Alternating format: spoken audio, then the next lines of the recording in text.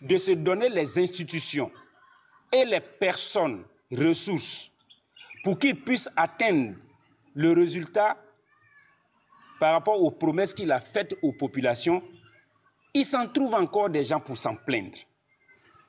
Et même tout ce qui a été institutionnalisé avant le président Alassane Ouattara, aujourd'hui, ceux mêmes qui ont institutionnalisé ça critiquent ça. Je le dis, l'État de Côte d'Ivoire, il n'y a pas une seule institution aujourd'hui en Côte d'Ivoire qui existe et qui n'est pas prévue dans la Constitution. Les Ivoiriens sont allés voter la Constitution. Le PDCI était avec nous à ce moment. On est allé voter cette Constitution. Ceux qui ont décidé de ne pas aller voter cette Constitution, quand vous décidez de boycotter une élection, vous permettez aux gens de faire des choix qui s'imposent à vous. Je vais vous donner le cadre, par exemple, de ce qu'on appelle aujourd'hui fonds de souveraineté. On a entendu les gens dire, oui, Alassane Ouattara a combien, il ne sait pas même plus quel chiffre mirobolant les gens disent comme étant les fonds de souveraineté du président Alassane Ouattara. Mais est-ce que vous savez que les fonds de souveraineté, là, c'est le président Laurent Gbagbo qui a introduit ça en Côte d'Ivoire, ça n'existait pas avant Gbagbo. C'est des choses que vous ne savez pas.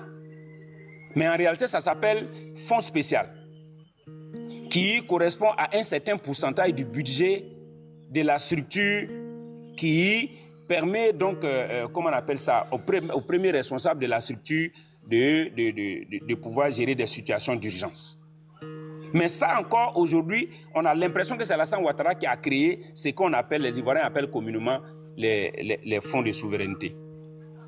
On entend des gens dire, le Sénat c'est inutile, telle structure c'est inutile, telle structure c'est inutile.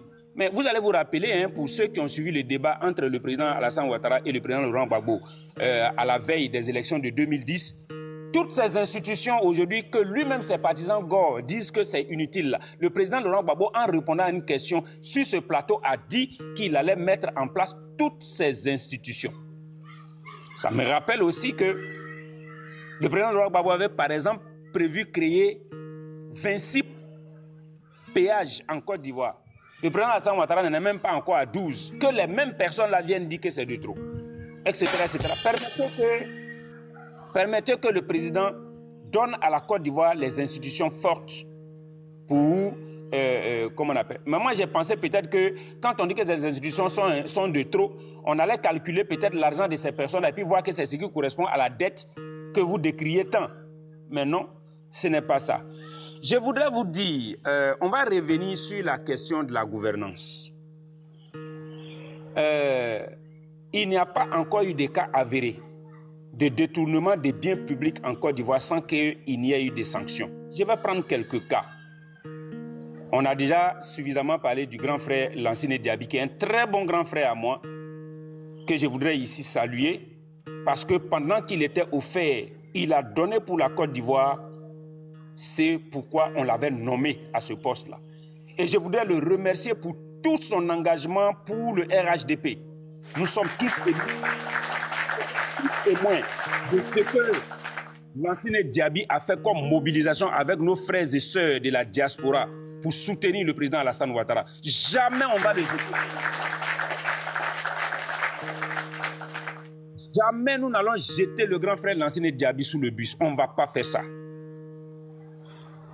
Je vais prendre en termes de bonne gouvernance. Le président de la République, tout le monde connaît ses relations étroites avec le ministre Marcel Amontano, qu'il avait nommé dernièrement au Conseil de l'Entente. Il y a eu un petit bruit là-bas, mais le président n'a pas hésité à l'enlever. Mais ça n'a rien gâté entre lui et puis ça n'a rien gâté de son amitié avec Marcel Amontano. C'est-à-dire que le président Alassane Ouattara sait faire bien la différence entre ses amitiés personnelles avec les gens et la question de la gouvernance. Aujourd'hui, Marcel Amontano a quitté le Conseil de l'Entente, il est venu, il travaille avec le président Alassane Ouattara, il est même son conseiller, mais quand il s'agit de la gestion, il ne mélange pas les choses. L'autre question, l'autre exemple, vous allez vous rappeler au Conseil Café Cacao, c'était Massangué Touré, si je ne me trompe pas. Il y a eu des informations là-bas faisant état de détournement de fonds, etc. Mais il a enlevé la dame. Mais pourtant, à un certain moment donné, les gens ont pensé qu'elle était tellement importante pour Alassane Ouattara que jamais il ne la toucherait. Mais dès qu'elle a été salie, dès qu'elle a été soupçonnée même par elle a été soupçonnée de malversation, il l'a enlevée. Et Alassane Ouattara, lui, il t'enlève même avant d'ouvrir les enquêtes sur toi. Il y a aujourd'hui un des cadres importants de la SONAPIE, qui était SOGEPIE avant, que moi je connais très bien, un grand haut cadre du RHDP, mais qui croupit aujourd'hui en prison parce que là-bas aussi, il a été soupçonné de détournement. Donc c'est juste quelques exemples. Mais quand on parle, on dit non, pourquoi vous comparez? Mais nous, on va toujours comparer parce que vous savez quoi? On est pauvre par rapport à quelqu'un, on est bon par rapport à quelqu'un, on est corrompu par rapport à quelqu'un, on est excellent par rapport à quelqu'un, on est nul par rapport à quelqu'un. C'est aujourd'hui que tous les Ivoiriens s'intéressent à la question de la gestion en Côte d'Ivoire et de la probité morale de ceux qui gèrent les deniers publics. Sinon, hier, ceux qui nous ont précédés, bon, on va se rappeler, c'est qui le président Laurent Gbagbo a jugé, sanctionné et relevé de son poste. Lors d'une interview, le président Laurent Gbagbo disait quoi? Le président Laurent Gbagbo a dit un jour à la télévision, quand on lui a posé la question de ce que les gens qui sont autour de lui volent, il dit mais on dit que les gens volent autour de moi, les gens volent autour de moi. Il n'y a pas qu'autour de moi que les gens volent. On se rappelle bien cette phrase. Hein?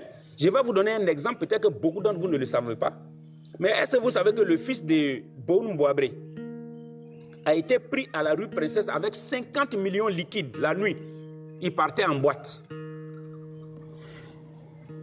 Contrôle de routine, les policiers ils ne le connaissaient pas en tant que fils de Boun Boabré. Ils l'ont arrêté, ils ont trouvé l'argent sur lui, ils ont informé la hiérarchie en le mettant aux arrêts. Mais quelques minutes après, l'ordre est descendu sur les policiers pour dire non seulement de l'accompagner en boîte, de s'asseoir jusqu'à ce qu'il finisse de s'amuser, et puis de se rassurer qu'il rentre chez lui tranquillement à la maison. Ça a été fait en Côte d'Ivoire ici.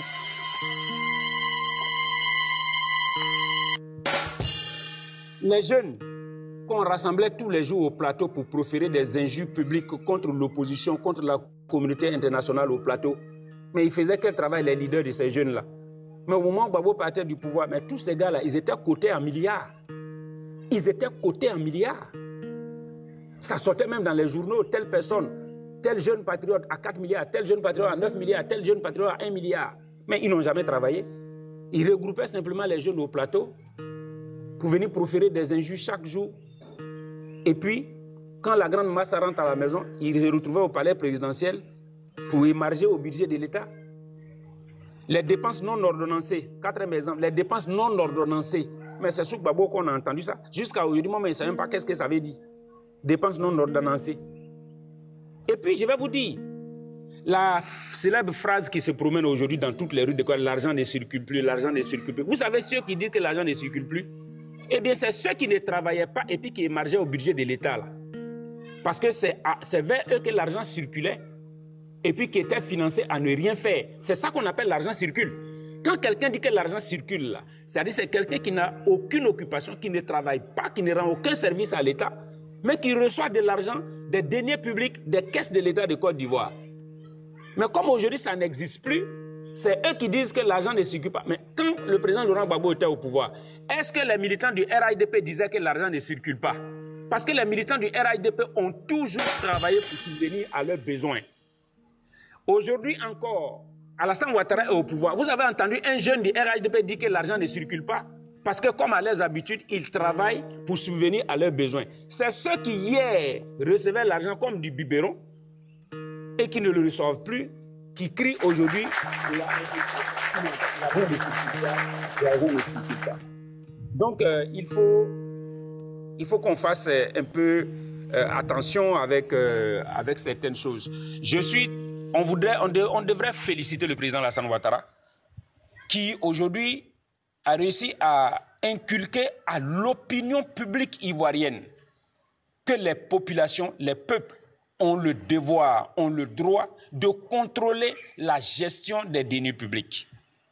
Donc c'était pour revenir vraiment au sujet, pour qu'on n'aille pas se perdre, parce que le sujet sur lequel nous étions convenus, c'était la question de la bonne gouvernance. Donc voilà ce que je voulais dire pour clôturer cette partie. Merci infiniment.